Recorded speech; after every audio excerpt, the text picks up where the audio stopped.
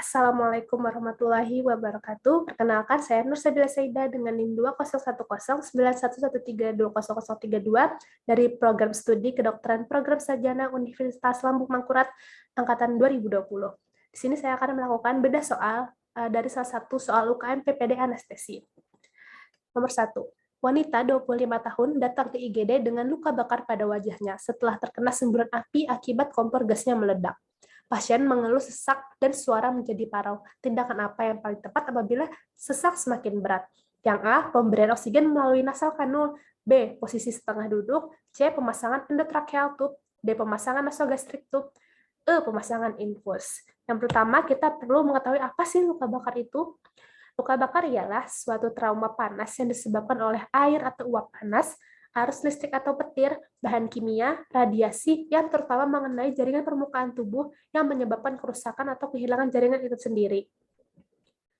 Luka bakar sendiri memiliki 3 fase, yaitu fase akut, subakut, dan fase lanjut. Yang mana dalam fase akut inilah ranah kita sebagai dokter umum. Fase akut sendiri adalah saat kejadian tersebut terjadi sampai korban dibawa ke IGD untuk mendapatkan penanganan pertama.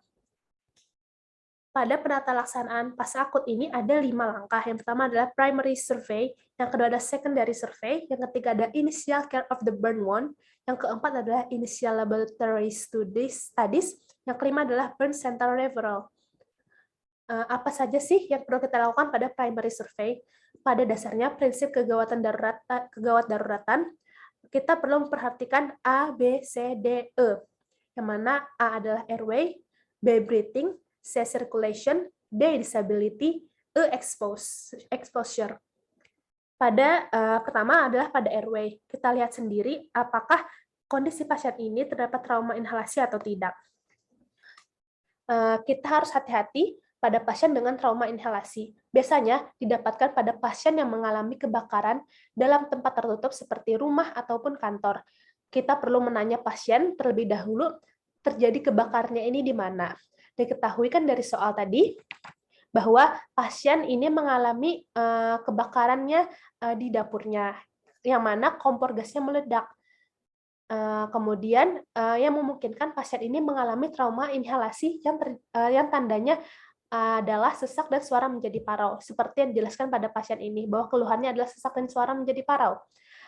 Kemudian, kita perlu penanganan airway ditentukan pada kondisi saat pasien datang sedih.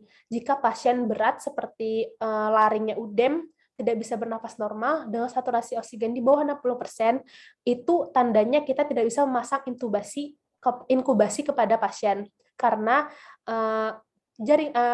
karena saluran pernapasan pasien sudah tertutup. Maka yang perlu dilakukan adalah tracheostomi untuk membuka saluran napas si pasien dengan melakukan sedikit bedahan pada bagian leher pasien. Maka sebelum pasien mengalami keparahan itu, seperti laring udem tadi, hingga menutup pernapasan yang membuat penata laksanaan semakin kompleks, maka ketika pasien datang dengan suara parau atau sesak napas, maka kita perlu dan kita bisa pasang intubasi atau endotracheal tube. Seperti yang kita tahu dari sumber buku penuntun praktis anestesi, luka bakar pada traktus respiratori bagian atas akan mengakibatkan udem laring yang fatal. Maka sebelum terjadi ini dapat juga disertai luka bakar pada muka dan bulu hidung karena api yang menyembur pada wajah pasien. Kemudian yang pertama-tama kita lakukan adalah selamatkan airway dan pemasangan endotracheal tube sebelum terjadi udem pada laringnya.